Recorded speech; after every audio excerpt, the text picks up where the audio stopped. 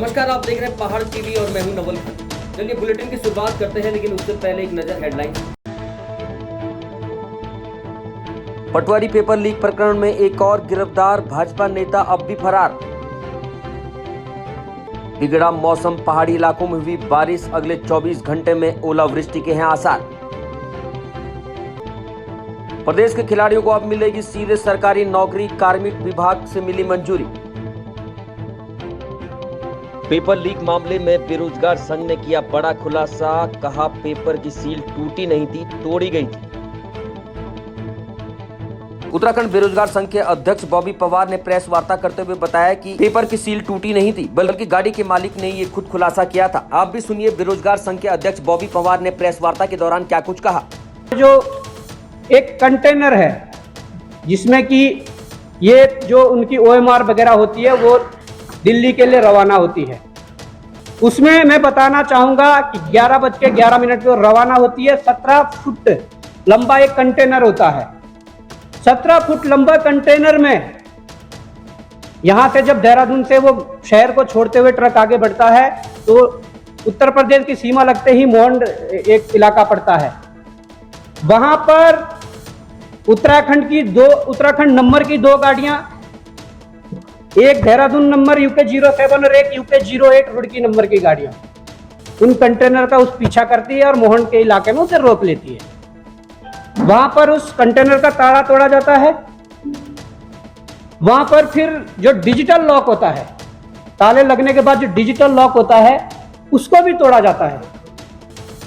अब ये देखिए कि जो उस ताले को तोड़ने वाले थे वो या कहीं के भी उत्तराखंड के हैं, बाहर के हैं, परंतु जो दो गाड़ियां गई वो उत्तराखंड के UK 07 और UK 08 मतलब देहरादून और रुड़की नंबर की गाड़ियां थी।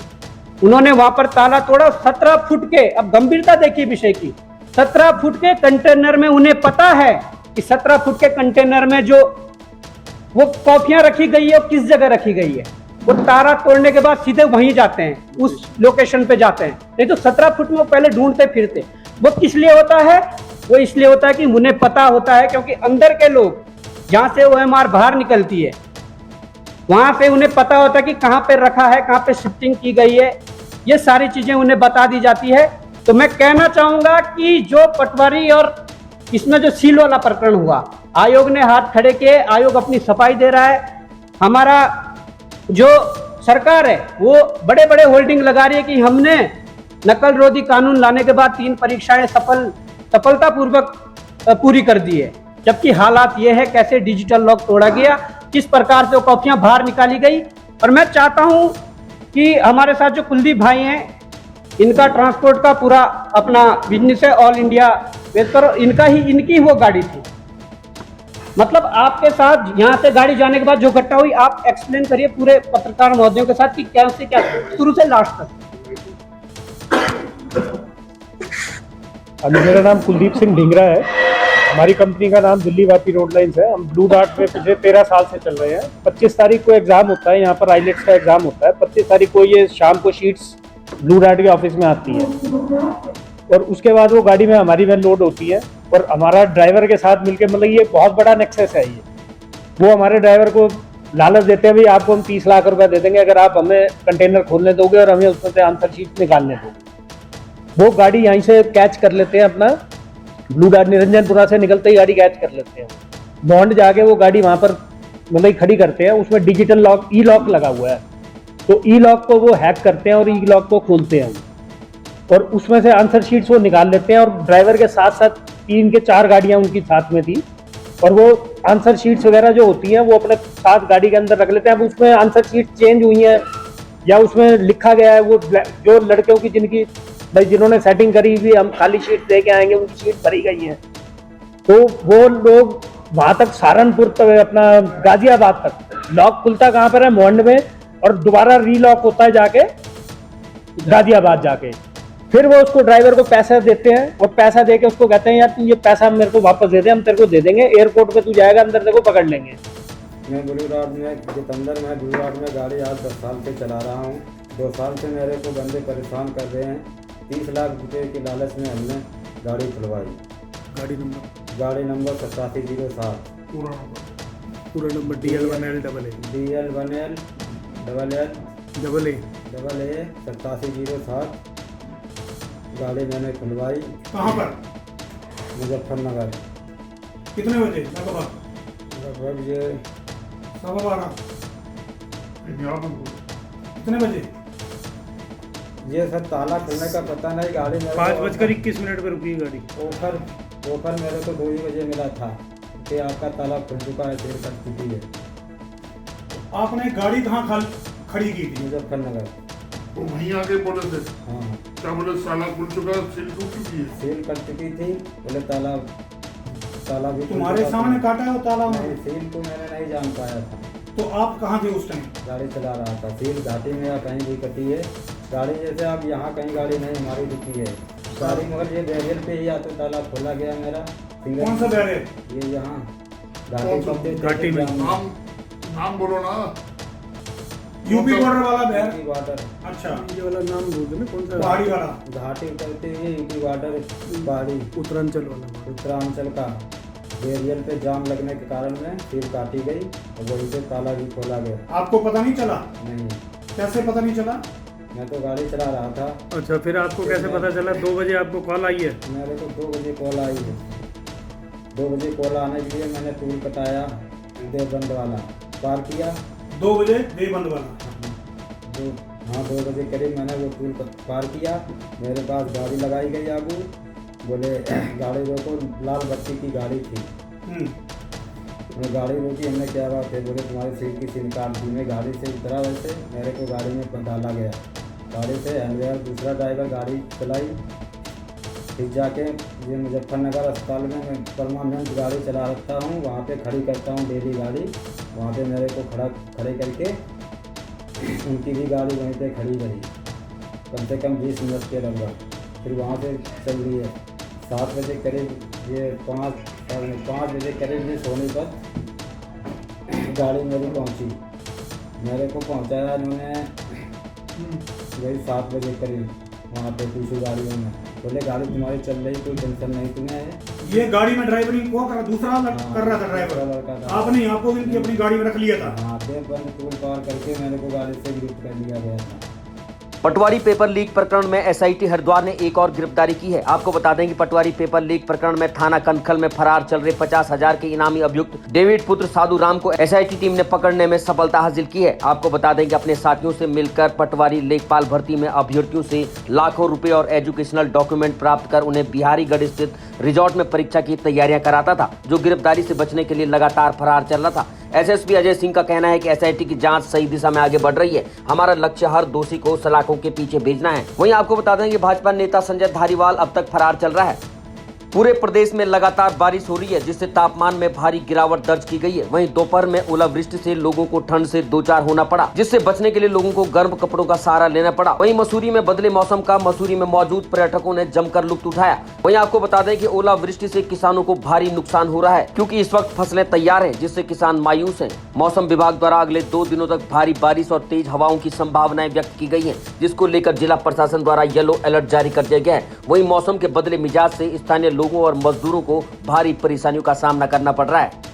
अब खबर चमोली जिले से है, जहां भाजपा के पूर्व जिला अध्यक्ष और भाजपा प्रदेश कार्य समिति सदस्य रघुवीर बिष्ट ने प्रेस वार्ता कर वर्तमान विधायक राजेंद्र भंडारी पर अपने परिवार के भ्रष्टाचार को संरक्षण देने का आरोप लगाया है। उन्होंने कहा कि नंदा देवी राजजात में विधायक की पत्नी और तत्कालीन जिला पंचायत अध्यक्ष रजनी भंडारी ने निविदा के नाम पर भ्रष्टाचार किया था। उन्होंने कहा कि जब इस प्रकरण को जिला पंचायत उपाध्यक्ष ने उठाया तो विधायक राजेंद्र भंडारी ने बलपूर्वक उल्टा उपाध्यक्ष लक्ष्मण रावत के खिलाफ ही अविश्वास प्रस्ताव लेकर आगे, जबकि भाजपा समर्थित सदस्यों ने अविश्वास प्रस्ताव पर हस्ताक्षर नहीं किए थे। उन्होंने कहा कि छल प्रपंच से ये सब कुछ किया गया है, जिसके संबंध में जिलाधिकारी को पत्र भेजे गए हैं। उन्होंने कहा कि बद्रीनाथ की जनता की आवाज सदन में उठाने की बजाय विधायक गैरसैंण में चल रहे सत्र से भी गायब रहे।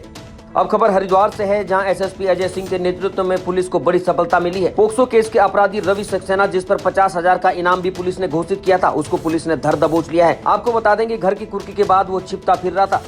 दिल्ली पुलिस द्वारा राहुल गांधी के निवास पर की गई कार्रवाई के विरोध में पूरे प्रदेश भर में कांग्रेस कमेटी ने जगह जगह सरकार का पुतला दहन किया। आपको बता दें कि इसी कड़ी में बागेश्वर जिले के जिला कांग्रेस कमेटी बागेश्वर के अध्यक्ष भगवत सिंह डसीला के नेतृत्व में बागेश्वर के प्रतिष्ठित SBI चौराहे पर नारेबाजी के साथ भाजपा सरकार का पुतला दहन किया गया, जहां प्रदेश महामंत्री कांग्रेस ललित फरसवाण ने कहा कि केंद्र सरकार की ये कार्रवाई बेहद शर्मनाक है। जहां लगातार कांग्रेस जनों को भाजपा सरकार अपना निशाना बना रही है, वहीं कांग्रेस जनों के लगातार उत्पीड़न की घटनाएं सामने आ रही हैं। ये जो आज ये पुतला दहन दिल्ली पुलिस का और केंद्र की भाजपा सरकार का ये पुतला दहन मसूरी के कांग्रेस जनों ने किया है। ये जो दिल्ली पुलिस कल राहुल गांधी हमारे राष्ट्रीय नेता के घर पर गई और बेवजह उन्हें परेशान करने की कोशिश कर रही है, डराने धमकाने की कोशिश कर रही है। लोकतंत्र की जो आवाज़ उठा रहे हैं राहुल गांधी, उनको डराने के लिए प्रयास कर रही है। तो उसके विरोध में ये पुतला कांग्रेसियों ने फूंका है और आपके माध्यम से कांग्रेस जन बता देना चाहते हैं कि राहुल गांधी के साथ पूरा देश खड़ा है, पूरी कांग्रेस खड़ी है बड़ी मजबूती के साथ, और वो हमारे राष्ट्रीय नेता है। किसी भी कांग्रेस जन का अगर अपमान किया जाएगा, उत्पीड़ित किया जाएगा, परेशान किया जाएगा, तो उसके लिए हम कांग्रेस जन सड़क पर आकर लड़ाई लड़ेंगे। देखिए, कांग्रेस की आवाज़ जहाँ कहीं भी हो विपक्ष के रूप में हम उठाएंगे और कांग्रेस को मजबूत करने का काम करेंगे। और भाजपा सरकार जो इस देश में लोकतंत्र को खत्म करने की कोशिश कर रही है, उसके विरोध में लड़ाई लड़ेंगे। माननीय राहुल गांधी जी की भारत जोड़ो 4000 किलोमीटर यात्रा पूरी करके आए, उसमें कुछ महिलाओं ने उनसे अपने उत्पीड़न की बात कही और जिसको लेकर के ईडी के द्वारा दिल्ली पुलिस से जो है राहुल गांधी जी से उनका नाम सार्वजनिक करने की बात की।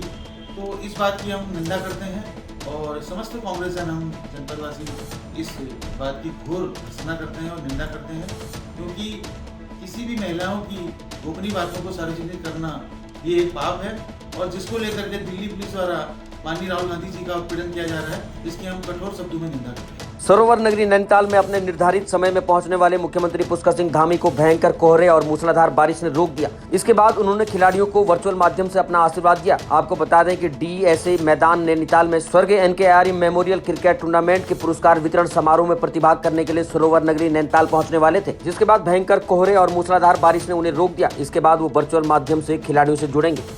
अल्मोड़ा जिले के विकास खंड सल्ट में विद्युत विभाग की कमियों के कारण गरड़ा गांव में सोलर प्लांट मालिक को नुकसान उठाना पड़ रहा है। गांव में 45 किलोवाट के 2 सोलर प्लांट आदित्य मोलेकी द्वारा संचालित किया जा रहा है। उन्होंने बताया कि विद्युत विभाग द्वारा दिन में कई बार विद्युत कटौती की जाती है, जिस कारण सोलर प्लांट के द्वारा बिजली बनाने में बाधा उत्पन्न होती है। उन्होंने कहा कि दिन में सुबह 8 बजे से 3 बजे तक बिजली बनने का पीक समय होता है और उसी दौरान विद्युत विभाग के कर्मचारियों द्वारा गाँव में आने वाली तकनीकी खराबी को सही करने का समय भी होता है, जिसके कारण बार बार विद्युत सप्लाई काटी जाती है, जिससे बिजली बनाने में अवरोध उत्पन्न हो रहा है। आपको बता दें कि मुख्यमंत्री स्वरोजगार योजना के अंतर्गत सोलर को भी एक महत्वपूर्ण माध्यम बनाया गया है, लेकिन इसके बाद बिजली विभाग की लापरवाही की वजह से कई बार लोगों को नुकसान भी हो रहा है। फीडर जो कि मचोड़ क्षेत्र के अंदर में आता है, कल रात 9 बजे से यहाँ पे विद्युत आपूर्ति ठप है। हम लोगों ने यहाँ पे बार बार कंप्लेंट किया है, लेकिन कंप्लेंट सुनने के लिए कोई तैयार नहीं है। सुबह 8 बजे से हम लोग कंप्लेंट कर रहे हैं, क्योंकि अभी रात होने को है और ये प्रॉब्लम अभी तक सॉल्व नहीं हुई है। लगता है कि आज भी इस क्षेत्र के सारे लोगों को रात अंधेरे में गुजारनी पड़ेगी। क्षेत्र के अंदर में लगभग 15 से ज़्यादा गांव आते हैं, जो कि कल रात 9 बजे से अंधेरे में है। सुबह 8 बजे हमने इस क्षेत्र के विद्युत कर्मचारियों को इस बारे में शिकायत की, जिसका हमें आश्वासन दिया गया कि ये जल्दी से जल्दी सॉल्व हो जाएगा। लेकिन शाम तक ये प्रॉब्लम सॉल्व ना होने की वजह से हमने SDO को बात करना चाहा, लेकिन SDO इस क्षेत्र के SDO मिस्टर गौतम, जो कि पिछले 1 साल से हमारा फ़ोन नंबर ब्लॉक करके रखे हुए हैं, उनको दूसरे नंबर से भी कॉल करते हैं तो वो बड़े बदतमीज़ी से बात करते हैं। हमारी यहाँ पे कोई सुनते नहीं है। कि विद्युत आपूर्ति पिछले लगभग 20 घंटे से बंद है, तो हमने इसको एस्केलेट करने के लिए SDO को भी बात किया। जब वो हमारे नंबर को ही ब्लॉक करके रखे तो हम किसके पास में इस प्रॉब्लम को एस्केलेट करें। मैंने ये प्लांट लगभग 45 किलोवाट का प्लांट मुख्यमंत्री स्वरोजगार योजना के अंतर्गत में लगाया है, जो कि पिछले कई महीनों से विद्युत आपूर्ति में हो रही बहुत सारी कटौतियों और ऐसी छोटी छोटी प्रॉब्लम की वजह से बार बार बंद रहता है और मुझे इसकी वजह से बहुत ज़्यादा लॉस भी उठाना है। मेरा विद्युत मंत्रालय से ये भी निवेदन है कि ऐसे प्रॉब्लम के लिए हम किसके पास में प्रॉब्लम को एस्केलेट करें, क्योंकि जब हमारा नंबर ही ब्लॉक करके रखेंगे तो हम किसके पास जाएंगे। अब खबर बागेश्वर जिले के गरुड़ से है, जहां क्षेत्र के जोना स्टेट में बन रही पिंगलो पेयजल योजना के अंतर्गत अनियमितताओं का अंबार लगा है, जहां लाखों की पेयजल योजना में भ्रष्टाचार देखने को मिल रहा है। पहाड़ टीवी खबर की पड़ताल के लिए ग्राउंड जीरो पर दूरस्थ क्षेत्र जोना स्टेट पहुंचा, जहां पहुंचकर बिछाई गई पाइप लाइनों की बहुत ही दुर्दशा और संवेदनशील स्थिति देखने को मिली। गरुड़ तहसील मुख्यालय से लगभग 32 किलोमीटर दूर स्थित जोना स्टेट में हेड से निर्माणाधीन पिंगलो पेयजल योजना का कार्य सवालों के घेरे में है, जहां विगत 3 वर्ष पूर्व शुरू हुई इस योजना का आज तक धरातल पर नहीं उतर पाई है। जहां 3 वर्ष पूर्व हुई ये योजना आज तक धरातल पर नहीं उतर पाई है। 60 लाख की लागत से बन रही पिंगलो पेयजल योजना के कार्य में बन रहे हेड से लीकेज करना शुरू कर दिया है। वहीं ठेकेदार द्वारा पाइप लाइनों को रस्सियों के सहारे बांधकर राम भरोसे छोड़ दिया गया है। कुल मिलाकर इस काम में लाखों के भ्रष्टाचार की भी संभावनाएं जताई जा रही है। विगत दिनों से सोशल मीडिया पर जोना स्टेट में बन रहे पंपिंग हेड के संबंध में तस्वीरें वायरल हो रही थी, जहां पर यह कहा जा रहा था कि पिंगलो पेयजल योजना के अंतर्गत कहीं ना कहीं अनियमितताएं बरताई जा रही हैं और एक प्रकार से यह यूँ कहें कि घटिया कार्य यहां पर किया जा रहा है। और इसी खबर की पड़ताल के लिए आज पहाड़ टीवी की टीम यहां पर ग्राउंड जीरो से पहुंची है, जहां पर देखने पर हमने यह पाया है कि जो पाइप लाइनें बिछाई गई हैं, आप ठीक मेरे पीछे देख सकते हैं, इनका जो है स्थायी व्यवस्था होनी चाहिए थी, लेकिन इनको तारों के माध्यम से बांधकर अधर में छोड़ दिया गया है। अब अगर बरसात या किसी आपदा के वक्त अगर कोई अनहोनी की आशंका होती है तो पाइप लाइनों को सीधा सीधा खतरा आप देख सकते हैं, जिससे कि ग्रामीण पानी से वंचित हो सकते हैं। वहीं जहां एक और सरकार ग्रामीणों के लिए, आम जनता के लिए एक जन कल्याणकारी योजना लाती है, जल जीवन मिशन के अंतर्गत हर घर नल हर घर जल जैसी एक जन कल्याणकारी योजना को सरकार के पैसे को किस तरीके से पलीता लगाया जाता है, इसकी भी सीधी सीधी बानगी आप देखिए, क्योंकि 60 लाख की यह पेयजल योजना है और जिसमें किस प्रकार का कार्य हो रहा है, किस प्रकार की गुणवत्ता इस कार्य की है। अब ठेकेदार द्वारा यह कार्य किया जा रहा है तो वो कितने पेचीदा अपने इस कार्य को लेकर है वो भी आप देख सकते हैं, और विभाग कितना उदासीन है जो इस प्रकार के कार्य पर अब तक उनकी नज़र नहीं पड़ी है। यह अपने आप में बड़ा विषय। पुष्कर सिंह धामी सरकार का 1 वर्ष का कार्यकाल आगामी 23 मार्च को पूरा होने जा रहा है। सरकार से लेकर संगठन 1 वर्ष के कार्यकाल को जश्न की तरह मनाने जा रहा है। भारतीय जनता पार्टी द्वारा सभी जिला और ब्लॉक मुख्यालय में धामी सरकार के 1 वर्ष के कार्यकाल को पूरा होने के उपलक्ष्य में कार्यक्रम आयोजित किए जाएंगे। सरकार की उपलब्धियों को बताने के लिए बाकायदा प्रेस कॉन्फ्रेंस की जाएगी। इतना ही नहीं, बीजेपी ने धामी सरकार के बजट की खूबियों को भी जन जन पहुंचाने के कार्यक्रमों को आयोजित करने का फैसला लिया है। वहीं कांग्रेस पार्टी ने इस पर निशाना साधते हुए कहा है कि बेरोजगारों पर लाठीचार्ज, अंकिता भंडारी हत्याकांड, केदार भंडारी का लापता होना, जोशीमठ भू धसाव में प्रभावितों की राहत सामग्री की बंदरबांट जैसे कई विषय हैं, जिससे पता चलता है कि सरकार के अब तक का कार्यकाल पूरी तरह से विफल रहा है। कांग्रेस प्रवक्ता गरिमा मेहरा दसोनी ने कहा कि धामी सरकार ने उत्तराखंड को भू माफिया और खनन माफियाओं के हाथों में गिरवी रख दिया है। उन्होंने कहा कि आज प्रदेश की महिलाएं सुरक्षित नहीं है, न ही युवा प्रदेश के अंदर अपना भविष्य देख पा रहे हैं। सुना है धामी सरकार को 1 वर्ष पूरा होने पर समूची भाजपा प्रदेश भर में कार्यक्रम करके जश्न मनाएगी। हम भी तो जाने आखिर जश्न है किस बात का। यहाँ राजधानी देहरादून में युवाओं के ऊपर लाठी चला दी गई, इस बात का जश्न है, या अंकिता हत्याकांड में अभी तक वीआईपी के नाम का खुलासा नहीं हो पाया, इस बात का जश्न है, केदार भंडारी अभी तक नहीं मिला, इस बात का जश्न है, या जोशीमठ भू धसाव में आपके कार्यकर्ताओं द्वारा राहत सामग्री की बंदरबांट की गई, इस बात का जश्न है, या फिर पूरे उत्तराखंड को भू माफियाओं को गिरवी रखने का जश्न है, या खनन माफियाओं के द्वारा यहाँ की नदियां, नाले, खाले सब चीर देने का जश्न है।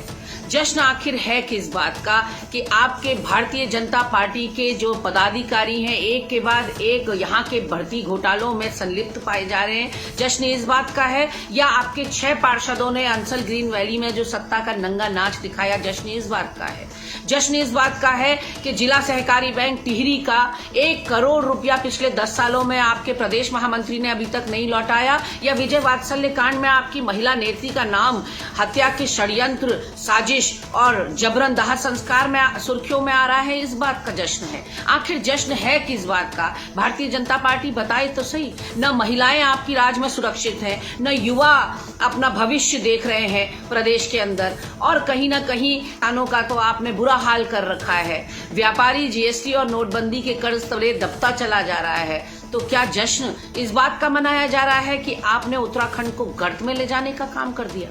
प्रधानमंत्री कार्यालय का वरिष्ठ अधिकारी बताकर देश भर में Z+ सुरक्षा से लेकर मेहमान नवाजी का लुत्फ उठाने वाले गुजरात के ठग किरण पटेल ने उत्तराखंड में भी खूब सैर की है। सूत्रों के मुताबिक किरण पटेल ने यहां भी पीएमओ की धौंस दिखाकर सुख सुविधाएं ली हैं। अब पुलिस पुराना रिकॉर्ड खंगालकर ठग के खिलाफ कार्रवाई की तैयारी में जुट गई है। पुलिस के एक वरिष्ठ अधिकारी ने कहा कि यदि किरण पटेल ने उत्तराखंड में भी फर्जी तरीके से सुविधाएं ली होंगी तो कड़ी कार्रवाई तय है। आपको बता दें कि गुजरात के ठग किरण पटेल ने खुद को पीएमओ का वरिष्ठ अधिकारी बताकर जम्मू कश्मीर से लेकर उत्तराखंड तक में मौज ली है। आरोपी ने जम्मू कश्मीर में Z+ सुरक्षा, एक bullet proof Mahindra Scorpio SUV, 5 सितारा होटल में आधिकारिक प्रवास की सुविधा समेत बहुत सी सुविधाएं लेने और सुरक्षा व्यवस्था का खुले तौर पर मजाक उड़ाने पर पिछले दिनों जम्मू पुलिस ने ठग किरण पटेल को गिरफ्तार कर लिया। गिरफ्तार करने के बाद 15 दिन की न्यायिक हिरासत में भेज दिया गया है। सूत्रों के मुताबिक किरण पटेल ने उत्तराखंड में भी सरकारी सुविधाओं पर केदारनाथ धाम की यात्रा हेलीकॉप्टर से की है, जहां आरोपी ने स्वयं को पीएमओ को अफसर बताकर पुलिस सुरक्षा के बीच दर्शन किए। इससे साफ पता चलता है कि जहां आरोपी ने स्वयं को पीएमओ का अफसर बताकर पुलिस सुरक्षा के बीच दर्शन किए होंगे। हालांकि ADG law and order V Murugesan का कहना है कि ट्विटर, फोटो और लोकेशन के आधार पर जांच कराई जाएगी। यदि आरोपी ने यहां भी फर्जी तरीके से सरकारी सुख सुविधाएं ली होंगी तो कड़ी कार्रवाई की जाएगी। खबर उत्तरकाशी से है, जहां खड़ी चढ़ाई ऊपर आसमान से गुनगुनी धूप के साथ बरसते बादल के बावजूद भी श्रद्धालुओं का उत्साह कम नहीं हुआ।